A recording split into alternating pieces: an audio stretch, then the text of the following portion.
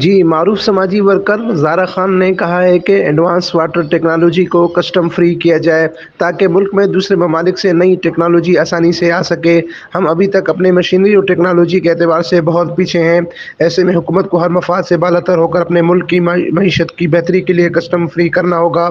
مزید زارا خان کا کہنا تھا کہ ایڈوانس واٹر ٹیکنالوجی کو کسٹم فری کرو تاکہ ملک میں دوسرے ممالک سے نئی ٹیکنالوجی آسانی سے آ سکے۔ ہم ابھی تک اپنی مشینری اور ٹیکنالوجی کے اعتبار سے بہت پیچھے ہیں۔ ایسے میں ہمیں چند اداروں اور چند لوگوں کے مفاد سے بہتر ہے کہ ہم دبئی کی طرح اپنے ملک میں مشینری کسٹم فری کر دیں تاکہ ہمارے اوورسیز پاکستانی ملک میں مشینری لانے پر انویسٹ کریں، نہ کہ وہ ہمارا قرض اتارنے کی کوششوں میں لگے رہیں اور وہ فخر سے اپنے ملک میں انویسٹ کریں۔